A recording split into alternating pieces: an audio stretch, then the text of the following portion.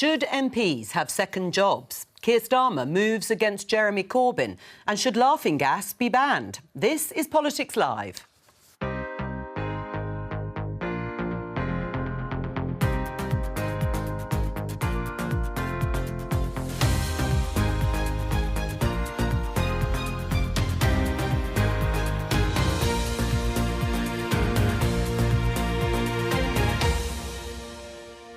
Joining me today, Conservative MP Heather Wheeler, Labour MP Siobhan McDonough, Novara Media's Ash Sarkar and Director of the centre-right think tank Onward, Seb Payne.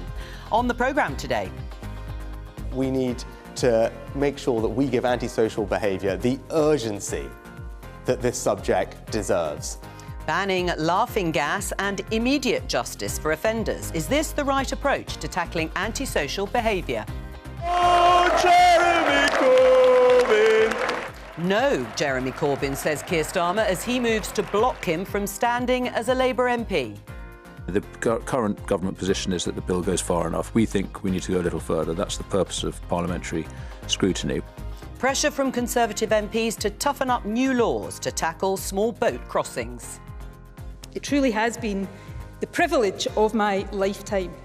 And with these words, Presiding Officer, I draw it to a close. And she's off.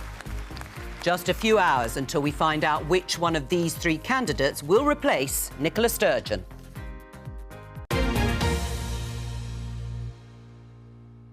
Let's start with this story. It's on the front page of the Mirror. Johnson for sale scandal. It says, give me £10,000 a day and I can get you Boris, referring to the former Chancellor there, Kwasi Kwarteng, who was one of a number of MPs, including the former Health Secretary, Matt Hancock, who agreed to work for a fake, I should say, South Korean company for £10,000 a day. It's footage from the campaign group led by donkeys. MPs are, of course, allowed to have second jobs, and there's no suggestion in this case of parliamentary rule-breaking. Now, Matt Hancock, spokesperson, said he acted properly and within the rules. Politics Live did approach Kwasi Kwarteng's office for comment this morning, but they haven't responded. Let's listen to Government Minister Chris Philp. Well, those video images certainly represented an extremely unedifying spectacle. Parliament regulates these things, and there are some rules that have been introduced over the years. One is transparency, that is very important, where, had those interviews been real, then any arrangement they'd entered into would have had to be fully publicly disclosed, which is right. Parliament also recently strengthened the ban on paid lobbying. But more broadly, Heather, should MPs be allowed second jobs? Of course they should. Lots of people write books, lots of people do TV. Obviously, I'm not being paid today, and my full worth is before you. And we're very grateful. People work on farms, people work in the medical profession, and people who come from really extensive business backgrounds work in business. Of course they should. Should there be a limit at all? Should certain jobs be banned? I don't know how people manage it. I think, need to take advice, because being an MP strikes me as a completely full-time and more job if you're representing your constituents.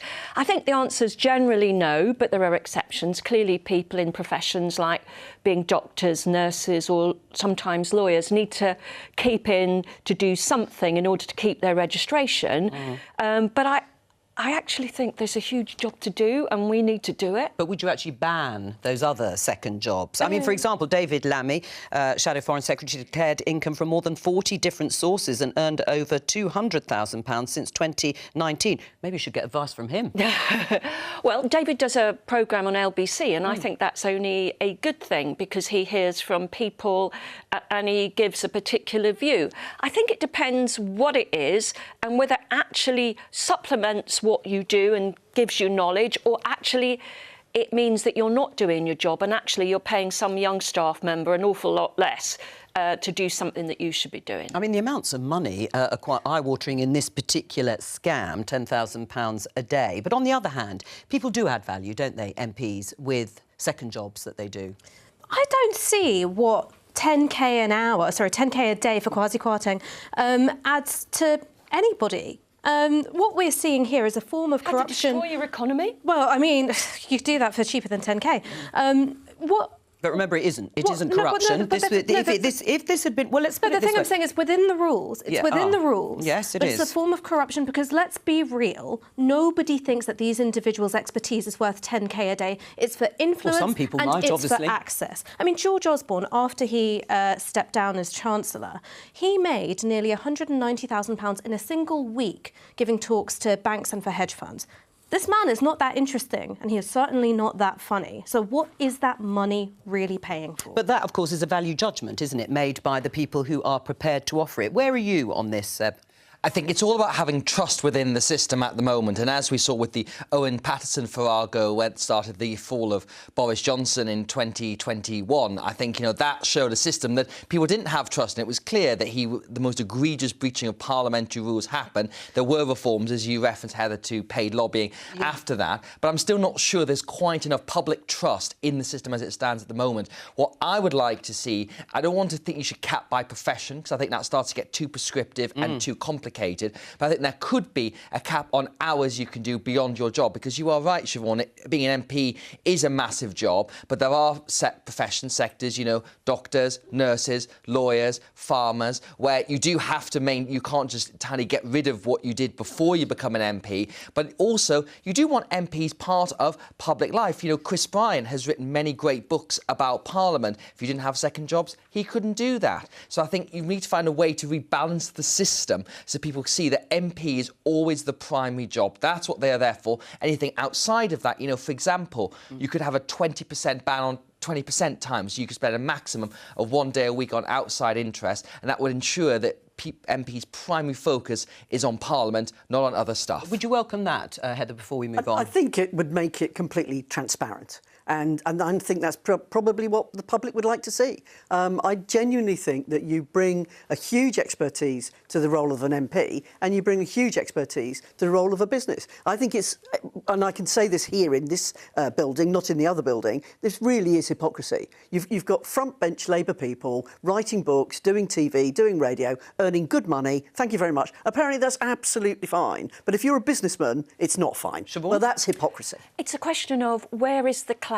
Where are people suspicious? I mean, I don't believe, but to what Ash said, that people were approaching Kwasi Kwarteng because he has some unique and unusual view of the world. They're doing it because of people's political contacts and political knowledge, and you need to be very upfront about that. And it's work that's doable for some people who have the contacts and not for the others. So it's the suspicion that it raises. All right, let's have a look at this tweet. News breaking in the last hour or so. My colleague Ian Watson. Keir Starmer will use tomorrow's NEC meeting, the NEC being Labour's ruling executive, to confirm that Jeremy Corbyn will not be a candidate at the next election. This is something which the NEC can decide, but with a leadership majority, they are likely to debar the former UK Labour leader.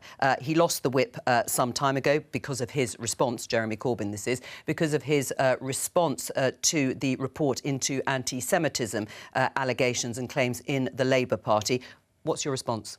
If you actually look at the motion that Keir Starmer's put forward, it doesn't mention anti-Semitism once. It only mentions the election loss. So why should Jeremy Corbyn be banned from standing again as an MP when Ed Miliband, who had a lower return of the vote share than Jeremy Corbyn, is allowed to sit in his shadow cabinet? Stuff like this is what makes people mistrust MPs. They talk about fairness publicly, but then what they try and get away with behind closed doors, well, it's all about factionalism and political opportunism. Siobhan? Jeremy can sort this out. He can apologise for the anti-Semitism.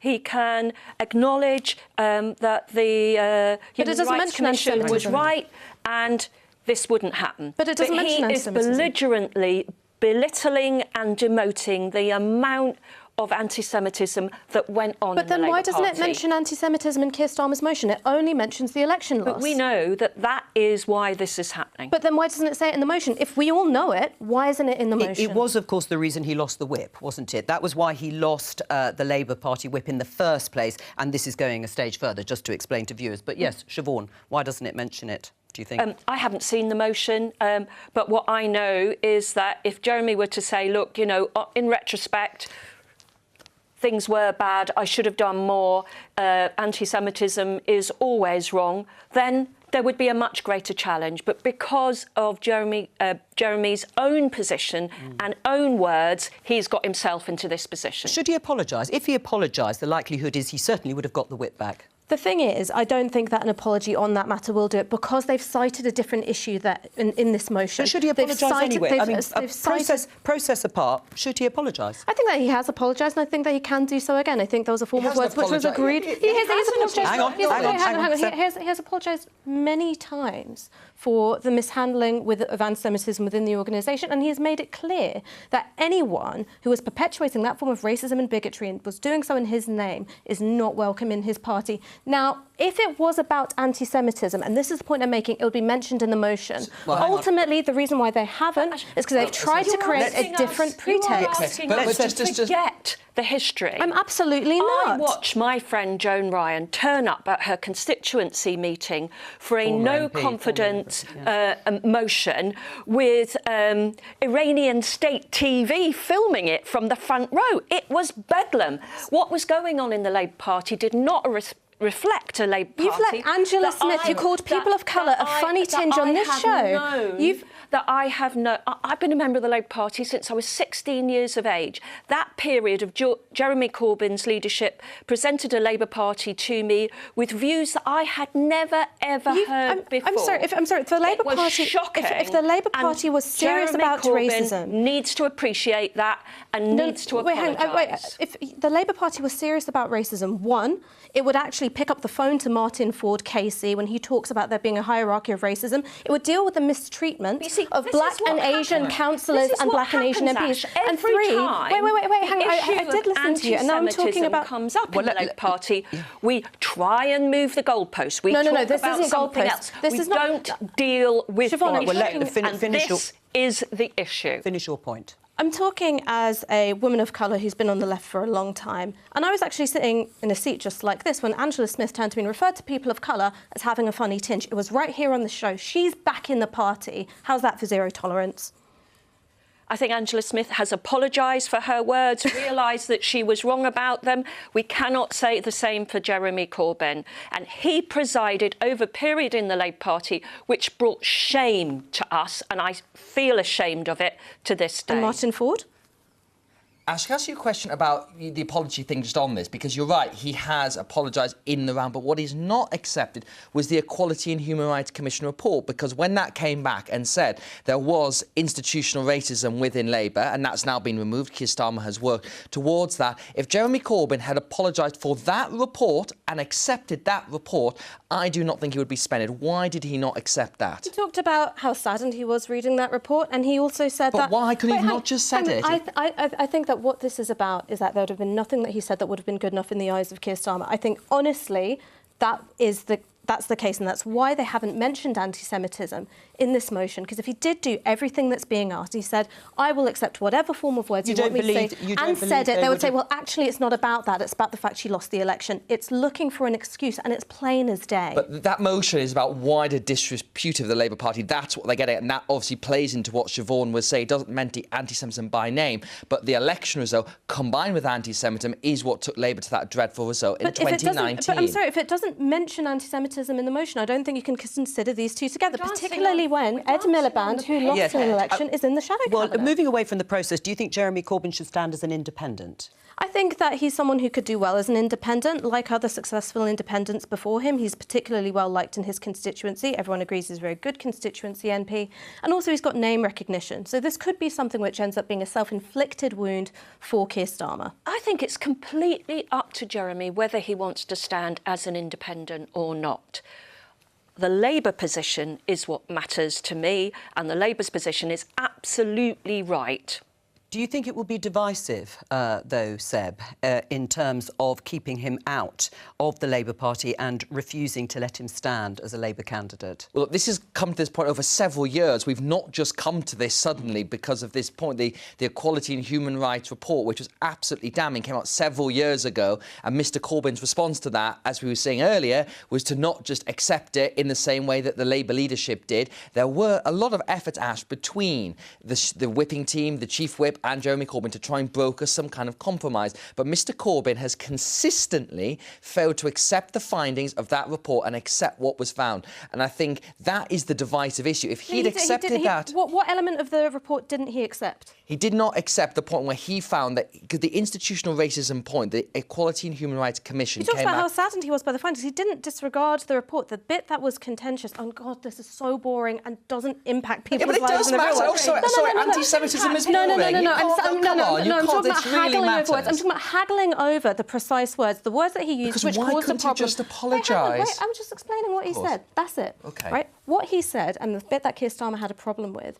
is saying that there was some exaggeration in the press of the scale of anti-Semitism. That's the bit that became contentious. Yes. He didn't disregard the findings. He didn't refuse to accept the findings. That's the part that was contentious. Now, you might disagree with that, as is your right, and you can say that should be a dividing line. Again, it's your right to say so. But to sit here and say he didn't apologise, oh, well, he did apologise, but he didn't accept the findings. Oh, well, he did accept the findings, but he didn't use this precise turn of phrase. That shows you how the goalposts are moving. And this is the point, is that it makes a mockery of something really serious, which is racism and does affect people's lives, and it turns it into political horse trading, which doesn't matter to anybody outside Westminster. I don't think it's a mockery, though, because, as I said, if you look at all the other people involved in Labour, many of them in the leadership accepted everything in that report. And you can say that he should have done that. Yes, and I do. And I think if that had happened, we wouldn't have been in this situation. And, of course, we'll find out exactly what happens after that NEC meeting tomorrow. There is also a big decision happening today, in a few hours' time, in fact, at 2 o'clock, and that is the winner of the leadership contest to succeed and replace Nicola Sturgeon as SNP leader. It'll be announced on BBC One as part of a special programme. The candidates are Ash Regan, Humza Yousaf and Kate Forbes, and whoever wins will face a vote at Holyrood on tomorrow before being confirmed as Scotland's new First Minister. Let's talk to Shona Craven, who is from The National. Shona, welcome to you. What has this contest, which has seen really a spectacle of these candidates taking lumps out of each other, what's it done to the SNP?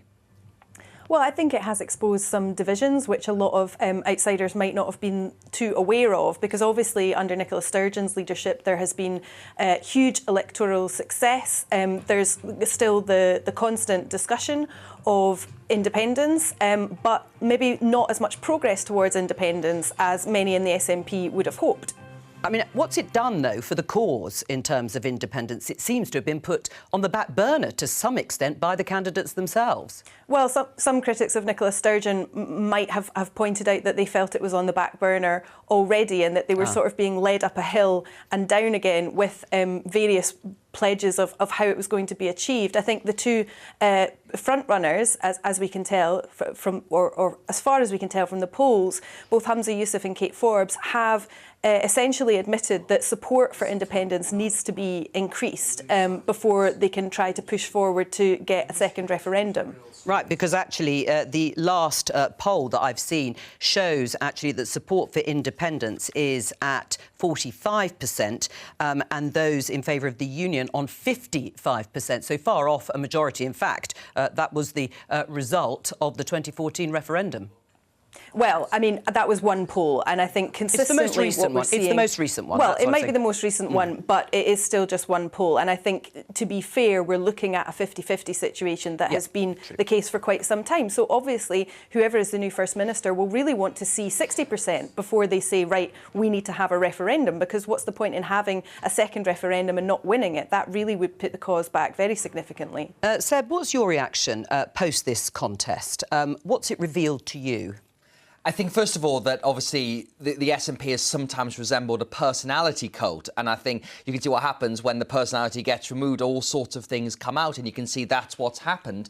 And when Nicola Sturgeon has departed here, what it has also shown as well is that the independence movement doesn't quite know where it's going next, because they've obviously been pushing and pushing after 2016, which was seen as this big moment. The independence question was reopened. It's amazing how short a generation is these days. And the fact is, it has not got anywhere.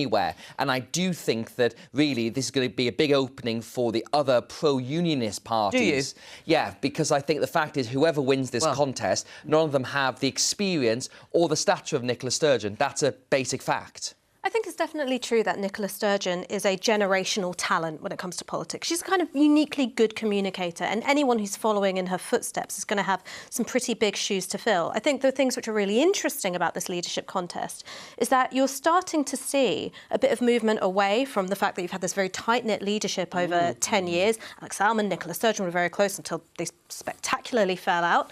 And you're seeing a bit more, I think, ideological breadth and people being allowed to come through. That does present, I think, some real tensions for the membership. You know, Kate Forbes and Humza Yousaf, were it not for independence, would probably not be in the same party. Economically, they're very, very far apart.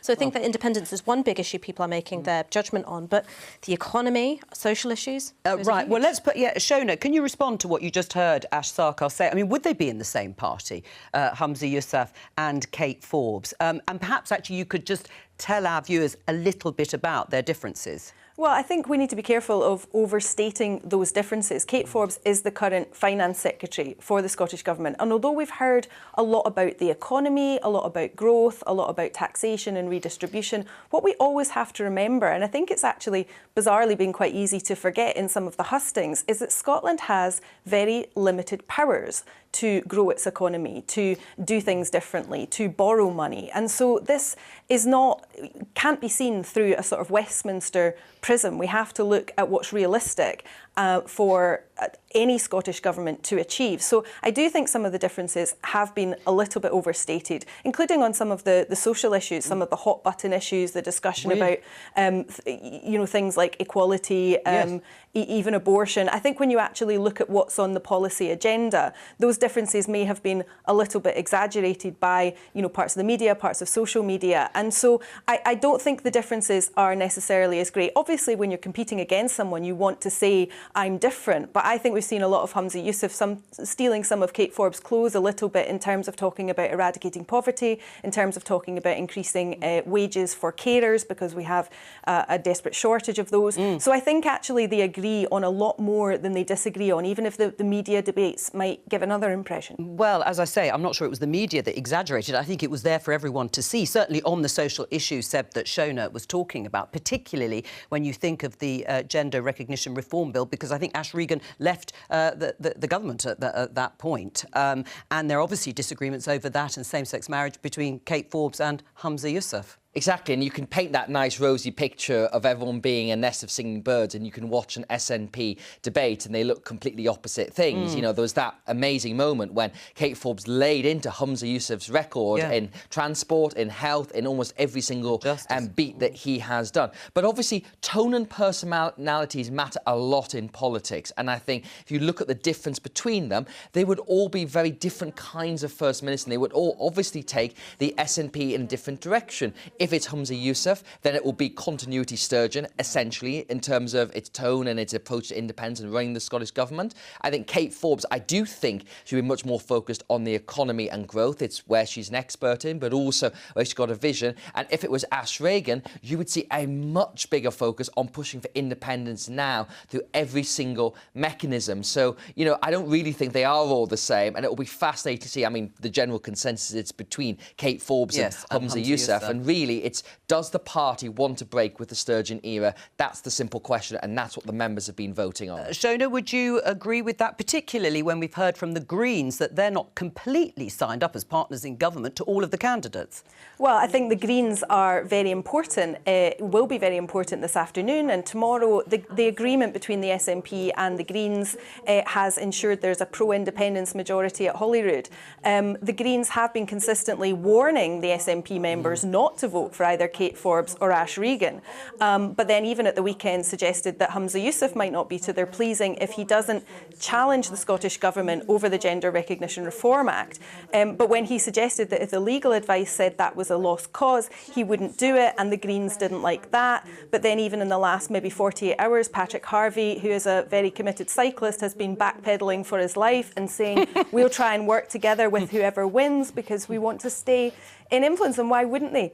Why would the Greens, amid a climate crisis, walk off and leave government? That would seem a quite perverse thing to do, I want to pick up on something that Seb said about an opportunity for Labour and the Conservatives. But how big big an opportunity is it really when you think, broadly speaking, Scotland is split 50-50 over the issue of independence? Well, they're not going to vote for unionist parties, are they? That's a lot of people to win far more seats than you have already, Heather. I think the 45-55 poll is more interesting because this has shown the divisions in the SNP. It's shown the divisions of the economic stance of certain individuals in the SNP. I mean, you know, I know the Conservative Party is a wide church in but they're out in of South your Derby. reach. They're out of your reach, aren't they, on that No, core issue? Even no. 45%. And when it comes to young people, I mean, the vast majority of young people, 80% of 18, actually almost all the way up to 45-year-olds, are pro-independent. I mean, you know, how are you going to win those people over? Well, very sadly, sometimes young people don't vote. And they should. Is that your answer? Right, OK. Well, it strikes me that the opening for Labour is an opportunity to talk about other issues. You know, the education system in Scotland is letting lots and lots of kids down, concern about the NHS, concerns about work. There are lots of the same sort of anxieties about the future and what it looks like for families actually exists in the rest of the UK, which shows the limit of nationalism on its own. So I'm not saying it's an easy road back, but there is an opportunity to make the case and to try and work on issues that exist for everybody, whether you're in the 45% or the 55%. One of the things I find fascinating is clearly Nicola Sturgeon has been an amazing leader of a party, an amazing campaigner, an amazing communicator. And all these issues about the education going down the hill, the bad drugs deaths, massive numbers. And somehow or other, society up there allows her to skate away with that. Well, we haven't actually got the SNP here, of course, in terms of defending their record. But, Shona, who's your money on? Well, I think because we're using a single transferable vote system, one candidate would have to get 50% to win on first preference votes. I think Humza Yousaf will get the most first preference votes, but I do think the second preferences will come into play. And if they do, then I would put my money on Forbes. Interesting. Well, we'll find out shortly. Shona Craven. Indeed. Shona Craven, thank you very much for joining us there from The National. Let's talk about certainly what both the Labour Party and the government want to talk about, and that is anti-social behaviour. We can show you this headline in The Sun. No joke. Hippie crack laughing gas to be banned in major clampdown on scourge of anti-social behaviour. Certainly a grabby headline there. Should laughing gas be banned? If you go to our parks and you see the detritus left around by people buying these canisters that are definitely not using it for the appropriate reason, and the indications of the long-term neurological harm to them, yes, it should. Ash? No. I mean, number one, no one calls it hippie crack apart from journalists. Number two, if you're going to ban everything which ends up being littered in parks, you'd ban McDonald's, you'd ban Diet Coke, you would ban beers. Are they comparable? I absolutely think that what's being, you know, NOS canisters, it does not have anywhere near the long-term health effects as consistent alcohol use, for instance. But with alcohol, we trust people to be grown-ups. We say we're going to stop kids from buying this, and rightly so. We're going to have rules which mean if you become disruptive or you pose a danger to yourself and others, that's when the state will step in. But the rest of the time, we'll let you be a grown-up and make your own decisions. When it comes to something like NOS, where, you know, occasional to moderate use is basically you get a bit giggly for a bit, the music sounds weird, and then it goes away. Genuinely, criminalising it is only going to affect people who are, you know, tend to be younger, tend to be more working class, tend to be black, tend to be brown. Why do you think corner shops should be selling it? I don't think corner shops sell alcohol. You can regulate the sale of alcohol. So you actually want this regulated rather than banned? Absolutely. That's going to be interesting. So we're going to put tax on it. Great. Why not? Why not? You pay tax on alcohol. This has come up because of an issue. I imagine in the focus groups that the Tories are doing, antisocial behaviour is coming up for people. People are very worried about their environments, about feeling safe, and laughing gas is just emblematic of that. But actually, you can't do any of these things unless you have enough people, enough police officers, enough police community service officers on the ground tackling these issues. And even in Baroness Casey's report on the Met Police, she makes the point, which we all know as residents, that the Safer Neighbourhood teams and the response teams to 999 are starved of cash and of people, while other sections of the Metropolitan Police have had money showered on them. So we need police back on the beat. We need people to feel confident. And on the issue of alcohol, Ash, I can't get the police to take action to stop people drinking alcohol in my town centres, which causes great fear to shoppers, worry about seeing men pee in the street and all that goes with that. Have you had a word with Sadiq? I've had words with everybody over a period of years. Because under the coalition government, you reduced police numbers, you scrapped recruiting police community service officers. Nobody thinks these teams exist anymore. Well, I am really sorry that this has happened in London. I can assure you in Derbyshire and South Derbyshire, my S&T teams are absolutely... Are there no problems with antisocial behaviour? They go round and they stick it on Facebook when they get hold of people. It's absolutely... So it's belittling people in the community. Sorry, it Heather. works really well. I think you're a great woman, but I don't believe you. I think if I went down your constituency and I knocked on the doors in the street, they would say the same as they're saying in every other part of the country, which is they don't see a police officer because the teams have been reduced in terms of size and number. We've got more police in Derbyshire than we've ever had before. Now, there are more police officers coming back. It is true We've already got that the numbers have been brought down. But should they be focusing on this type of thing? I think we've done a lot of work at Onward on how to do levelling up in practice, and we've did focus groups in Warsaw, Barry, Clacton, South Tyneside, Oldham, Warsaw. The number one thing that came out from all those focus groups was antisocial behaviour. If you're trying to deal with economic inequality, people want to feel safe in their town centres. Yes. They want to feel their physical environment and the social fabric is better. Including banning nitrous oxide. Well, look, I think there's obviously the reason the government have done this, as you alluded to, is this feeds into the wider antisocial behaviour debate. I don't think this should be the focus. I think the much bigger focus is to actually what you were talking about, Siobhan, which is policing. And one thing that we've done a lot of work on is hotspot policing, which is identifying specific areas and targeting resources in a very clear way. And one thing we've seen in the government's new strategy is to introduce more hotspot behaviour policing to deal with, you mentioned those areas of your town centres that people don't feel safe in. That's what police need to have the powers and the ability and the manpower to do it. They're not using the power, Siobhan. One of the biggest rising concerns I have from mums is their sons being mugged on their way home from school for their phones or whatever. Yeah. And there's just simply not enough police out there, even in the hotspots. May I just ask a question, right? So the person who's been going around all the news studios and talking about how we've got to ban NOS canisters is Michael Gove, who has admitted taking cocaine. All right, you've got a politician. So you think it's hypocritical? Who has experimented with drugs himself and had no legal repercussions for it. Now saying we're going to crack down on the rest of your kids, and this for me is the issue, which is plenty of politicians take drugs, plenty of their kids take drugs, but they're not the ones who are going to be stopped and searched. They're not the ones who are going to have their life chances impacted by it. It's going to be everyone else's children. Since you've mentioned the stop and search, you'll know that the report has come out. 3,000 cases, I think it is, over the last 4 years of minors being strip searched, disproportionately black children being strip searched without adults. I mean, there's the headline, police strip searching children as young as 8. They're pretty shocking statistics.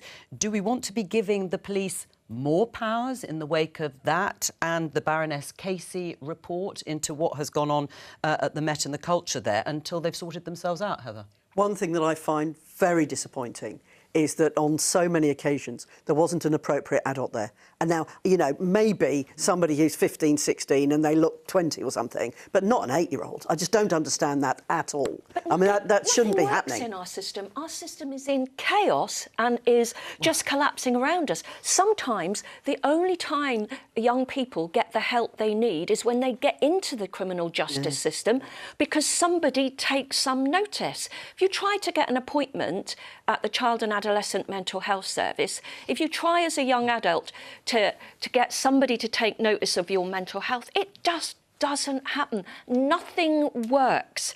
And while I want to see antisocial behaviour tackled, it's not going to work unless you have enough police on the ground. OK, I think everyone agrees with you that there needs to be enough adequate policing on the ground. There's no dispute about that. On this incident, this is completely disgraceful, this story. I think you've got to acknowledge if you are giving police more powers to do stuff, you've got to have transparency about how they use them. You've got to have much better access to data to see if there are biases in there in the people who are being targeted. Because I think just to simply say this is not going to be an issue and it'll be fine giving police more power, that is not acceptable. But I think there is a very clear way you can say to people, OK, if police crime commissioners, if directly elected mayors, if local council leaders are going to have more powers to deal with ASB, then it needs to be clear about who exactly they're targeting. And I think the idea this comes out every so often in annual review, that's not good enough. If you talk to the young people in my area, they do not trust the police, and they do not trust the police for a very good reason, because lots of them are young black and Asian kids. Well, one is you need proper accountability for police who abuse their powers, and that's something which isn't happening. We've seen that with the Casey report. We've seen it with local cases in my neighbourhood where a police officer was filmed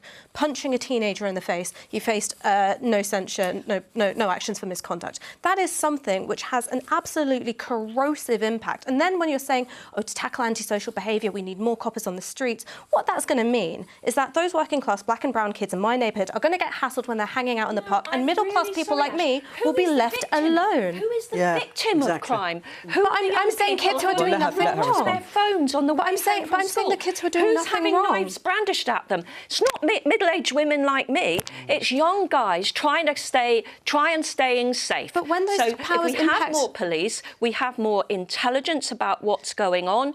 People can feel safer and enjoy the lives they want to. I mean, is this young people committing crimes against other young people? Absolutely. Is that the cycle that is actually unfolding? I mean, look, acting as drug mules, all the rest of it, being cuckooed, all this sort of stuff that's going on. But we're not talking about antisocial behaviour. What we're talking about is very low level and stuff which sometimes doesn't even meet the criminal threshold, and police being able to take action on it. Chris Philp today said the problem he wants to tackle is young people loitering in public parks. OK, well, on that, we had Keir Starmer saying in his speech last week that I think it was cannabis smoke that creeps into bedroom windows. The waft of weed, I think he said, from the street can ruin lives. Is that really the most important thing if we're talking about crimes that aren't actually being prosecuted now? We're talking about people feeling uneasy and unsafe and unable to carry on with their lives. And I know that people involved in politics kind of scoff at this, but it is about how people experience life. And if you're saying that in your focus groups, that's what people are talking about, I would imagine it's the thing the government wants to tackle, but you don't tackle it through a headline.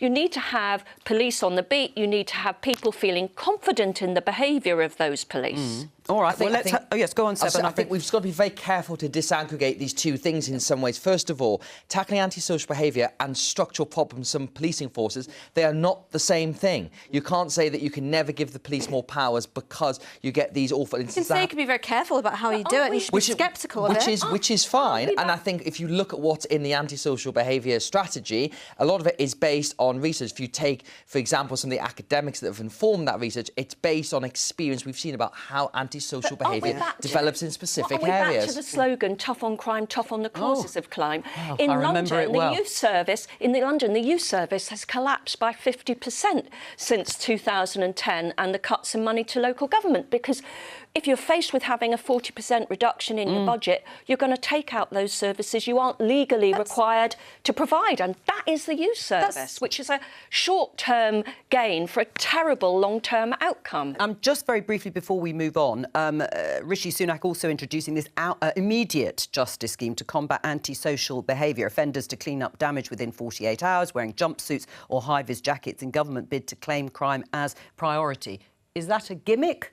Or is that something that's really going to reduce crime? The previous police minister would send round an email saying the clean-up crews are available. Have you put in for some area in your area? And the people who are doing their community service will come along and deal with it. And it's been incredibly popular. All right. Incredibly popular. Just following on from our discussion about Jeremy Corbyn being told he won't be able to stand as a Labour candidate at the next election. This is from the journalist Jim Pickard. I'm told Jeremy Corbyn is currently preparing a statement saying he'll stand for Parliament as an independent candidate if he's blocked, as we understand, from standing for Labour. We've just got time to talk about the Suella Braverman, the Home Secretary's illegal migration bill, I think is the title. There is the headline. Tories go to war over Suella's migrant bill. Rival groups of Conservative MPs, some who want to toughen up the bill by trying to close legal loopholes that might prevent deportations of what the government feels are illegal migrants. And another group saying, actually, you should put in place safe and legal routes first before you go ahead with this bill. Whose side are you on? Which group is right? Interestingly, they're both right. So, so you would like to see? So you would like you'd back? Would you the amendment? I think it's Tim Lawson, the Tory MP's amendment to have safe and legal routes in place before you actually push ahead with the rest of the bill. I'm really proud about the number of Hong Kong B&Os that we've brought in, the number of people that we've brought in on the Afghanistan scheme, and obviously the number of people we've brought in on the Ukrainian scheme. But this amendment is talking about having safe and legal routes from places like Eritrea or Iran or Saudi Arabia. I was out in Jordan visiting the massive Syrian refugee camp. And what was really interesting there was that there are doctors and dentists and all sorts of professional people, engineers, who's got great skills that this country could use. And I think we ought to have safe routes for those people. I really do. Siobhan? I just think this is a nonsense. I think unless you're going to process people's asylum claims, you're just wasting your time. I mean, the government said it's putting in more people to do that. We have a backlog of over 200,000 cases at the moment, and it takes over 20 months to get through one asylum claim. I can say just on a surgery level, I'm seeing a big increase in the number of people who come and see me about the delays in the processing of their claims, the extension of their visas. So clearly the Home Office is once again in a huge mess. Doesn't matter what law, what policy you have, if you can't process the claims, people are going to come because they can disappear. Seb and Ash, I just want to show you this in the Times. Suella Braverman fuelling rebellion against her own migrant bill. Home Secretary accused of using hardline Tories to push Number 10 into tougher curbs. This is the group that might favour closing some of the legal loopholes, possibly, although I think some of them deny it, wanting to have an amendment to leave the European Convention on Human Rights. Yeah, I think Ms Braverman's representative denied that is the case, because obviously having a Home Secretary going against government policy, that's generally not normally a good idea to have those things.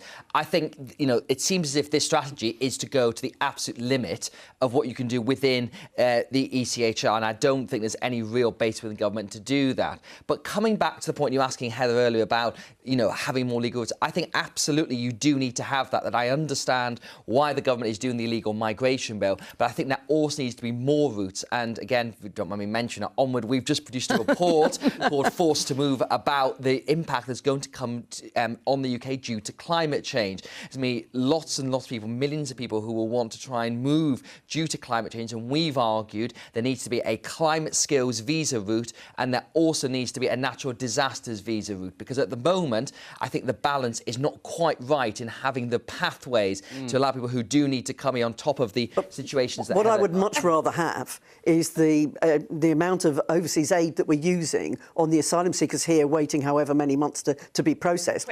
That money should be back in their countries, helping them. Well, you can do both, though, Heather. All right, yeah, Ash? I mean, look, on Suella Braverman coordinating with hardliners in her party, I mean, she's done it before, and if she gets caught again, she can have another 6-day resignation. Suspension or whatever. So resignation, yes. Well, I mean, do you remember the revolving door? Yes, I do. And I think when it comes to this matter of, you know, fighting off hardliners in her own party, I think that what that indicates is that the whole asylum issue's become this theatre of cruelty, and it's about who can be the nastiest, who can be the cruelest, who can be the most dehumanising, because they're playing to the gallery and public opinion is being led by hardline papers. And I said them. I don't think they're helpful at all. Well, you may not think so because I'm attacking your party, but I think they're helpful because they're true. And when it comes to letters that I get from my constituents who have had enough of this, they've had enough of the little boats coming in. But you know what? If you talk to asylum seekers who've fled persecution and now they're scared of going to Rwanda. And on that is all we have time for from all of our guests today. Thank you very much. I'll be back tomorrow with more Politics Live at 12:15 here on BBC Two and the BBC iPlayer. Have a very good afternoon.